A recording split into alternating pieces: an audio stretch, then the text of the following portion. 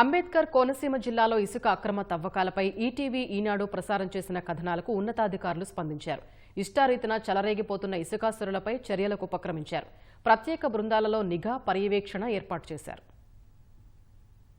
అంబేద్కర్ కోనసీమ జిల్లాలో కొందరు నేతల ఆగడాలకు అడ్డు అదుపు లేకుండా పోతోంది. గోదావరి నదీ ప్రవాహం పక్క ఇసుకను ఇష్టానుసారంగా తవ్వేసి రాత్రి పగలు తేడా లేకుండా ఇతర జిల్లాలు, రాష్ట్రాలకు తరలిస్తున్నారు.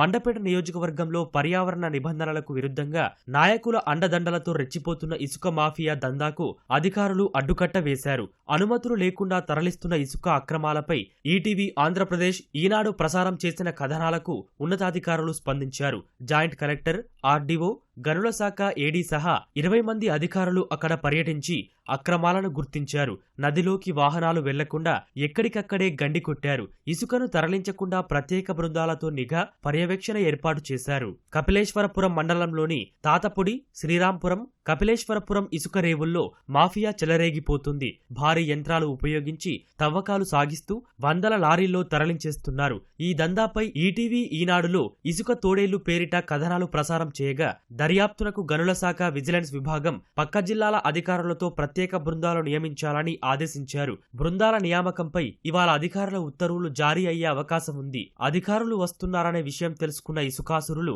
ఆ సమయానికి అక్కడ వాహనాలు లేకుండా చేసేందుకు యత్నించారు. అయినా కొన్ని యంత్రాలను చూసిన అధికారుల బృందం తరలింపునకు 10 నుంచి 15 మార్గాలు ఉన్నట్లు గుర్తించింది. పరిశీలన అనంతరం నదిలోకి వాహనాలు వెళ్లకుండా గండు కొట్టించారు. అక్కడున్న ఇసుక నిల్వ కేంద్రాల నుంచి రోజుకు ఎంత పరిమాణంలో ఇసుకను తరలిస్తున్నారో ఆరా తీసి దస్త్రాలు పరిశీలించారు. క్షేత్రస్థాయిలో పర్యవేక్షించాల్సిన అధికారులు, ఉన్నతాధికారులకు సమగ్ర వివరాలు ఇవ్వటం లేదనే వాదనలు వినిపిస్తున్నాయి. దీనిపై సమగ్ర దర్యాప్తు చేసి చర్యలు తీసుకునేందుకు రంగం సిద్ధం చేసినట్టు సమాచారం.